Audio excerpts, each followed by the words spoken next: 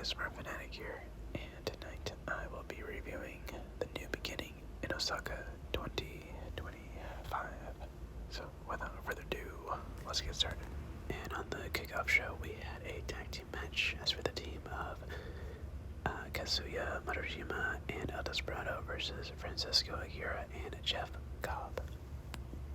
And this was pretty good stuff here. Not too much for me to talk about. Marujima seems like he has like a lot of potential as a young lion. He had a lot of energy in this match. But one thing I do want to bring up is that it does seem like Jeff Cobb is leaving New Japan, which is sad. I think he's had a pretty good career here in New Japan, and they've booked him pretty strong. I thought he never got the world title, but you know, that's just because there's just so many main event guys in that title picture already, like over the years since he came to Japan. So it is understandable, but yeah, I do think it kind of is time for him to move on from Japan. I think he'll have a great career in either WWE or TNA. Please do not go to AEW. I know Jeff Cobb made those two appearances, like, what was it, back in 2019, right? Yeah, I think it was 2019. All those years ago, but yeah, please do not go to that company. Either TNA or WWE will be best. And in the opening match, we had Hiroshi Tanahashi versus Togi Makabe. And this was not good, which I kind of expected this to be not good. You know, these two are just way past their prime. And Tanahashi, I felt bad for the guy in the end because he started botching a lot. And I could tell that he was very disappointed in himself. And Toki even patted him on the back too, as like saying like, no, it's okay. So yeah, I did feel bad for Tanahashi, but again, this is just Tanahashi having his final matches, the ones that he wants to have, so I can't really harp on this match too much. You know, this is just for show and just to give the people what they want, and also Tanahashi himself. So yeah. And then we had Shingo Takagi versus Drilla Maloney, and this was a much better match right here. Yeah, this was great stuff. And I'm so happy that Drilla is now a heavyweight. I never understood why he was classified as a junior heavyweight, because he is definitely not a junior. But yeah, great stuff here. Very back and forth, and Drilla actually got the win, which kind of surprised me. But I'm glad, and I hope he gets a good push this year.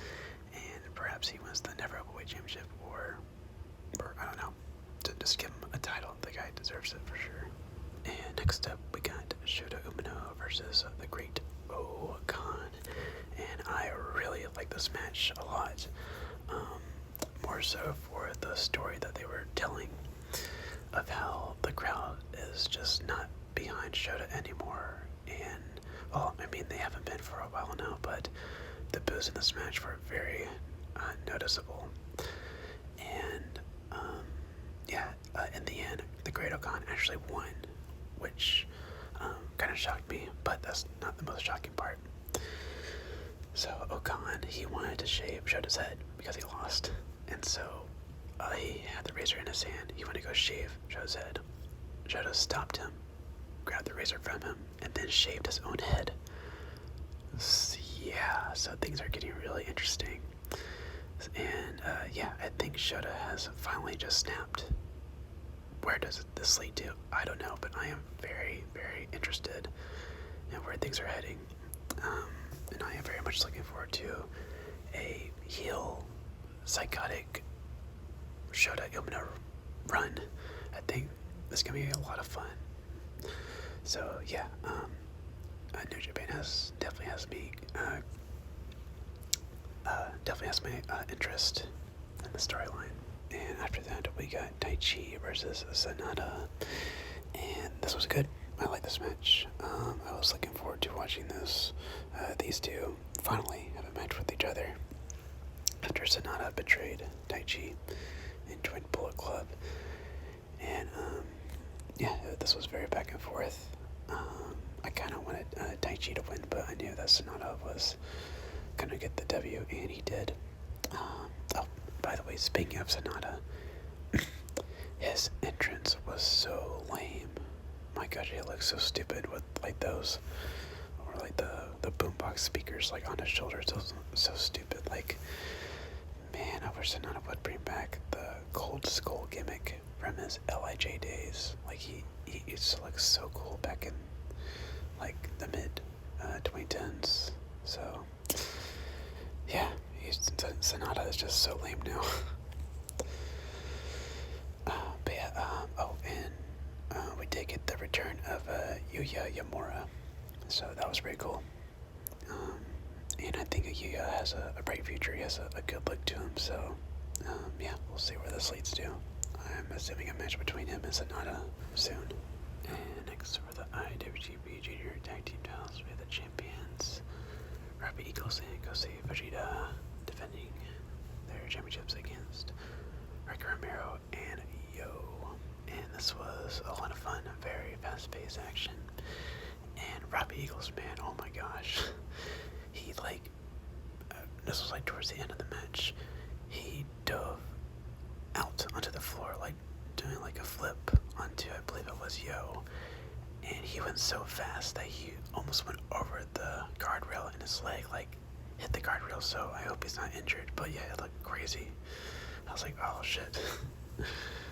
But yeah, this match was a lot of fun. I suggest checking it out. And then we had for the Never Openweight Championship, the champion Konosuke Takeshita defended his title against Fulton Oleg. And my dudes, this was a fight. Oh my gosh. These two went at it. Wow, and Fulton Oleg, man, he is a freak of nature. I mean, the strength on this guy is just like unbelievable. And you know, Konosuke's great as well, so yeah, these two put on a hell of a match. I highly recommend you guys go out and watch this match now.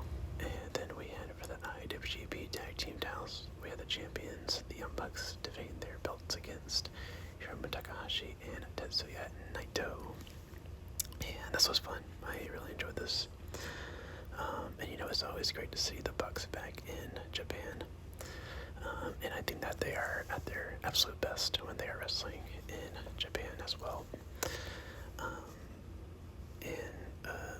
Yeah, speaking of the Bucks, they actually lost the belts here, so yeah, a very short reign from them, or a very short reign for them. But it was nice, a very nice nostalgic trip to see them with the belts again in New Japan. So yeah, what was that fun match? And in the semi-main event, we had for the Global Heavyweight Championship, the champion Yota Tsuji defended his title against Gabe Kidd. So I just got finished watching this match, and holy, match of the year contender. Oh my gosh, this was a fan-fucking-tastic. This is like one of the most brutal matches I've ever seen. Like, no joke. Like, this was... my chest hurts now. Like, they beat the living shit out of each other. Yeah, this match was so damn good. And you know what the crazy part is? There was no winner. It was a double, it was a draw, basically a draw. They couldn't answer the 10 count to get up in time. So yeah, there wasn't even a winner, and it was still a match of the year contender. How about that? Only in New Japan does that happen. But yeah, this was so good. These two are clearly the future of New Japan Pro Wrestling. Yeah, like, I'm just like left speechless right now. Yeah, it's that damn good. Please go ahead and watch this match now.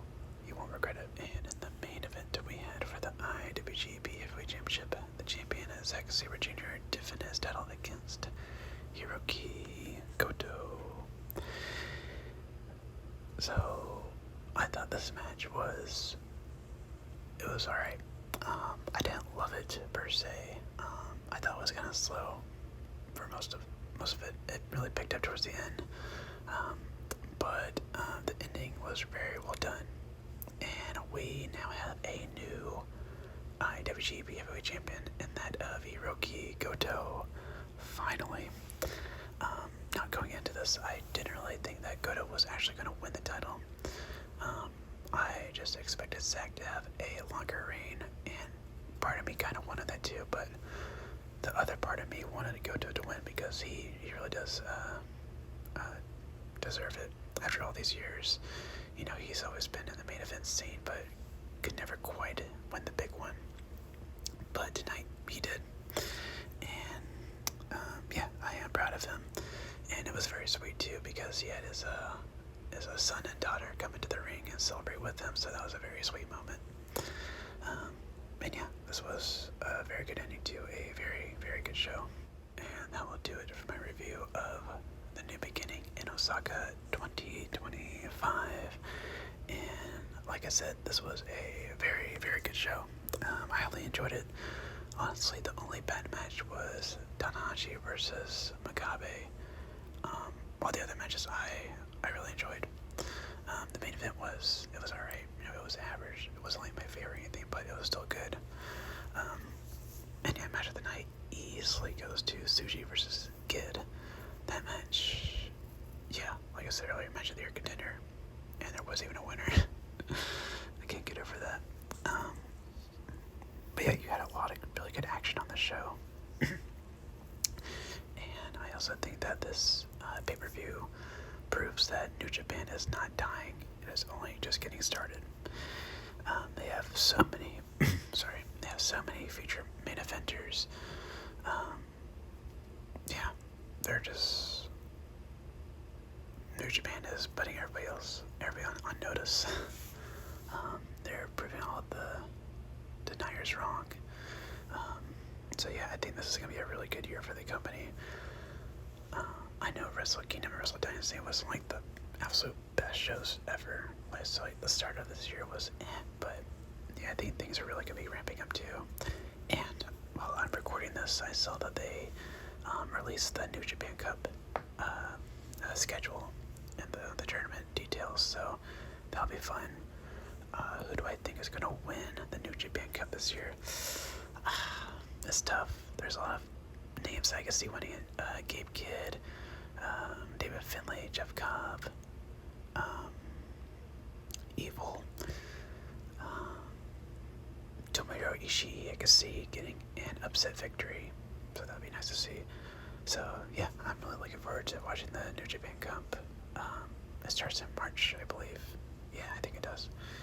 So yeah, there's some exciting stuff coming up for New Japan. So overall, I give the show probably an 8.5. Yeah, I really enjoyed it. Very good show from top to bottom, except Tanahashi vs. Makabe.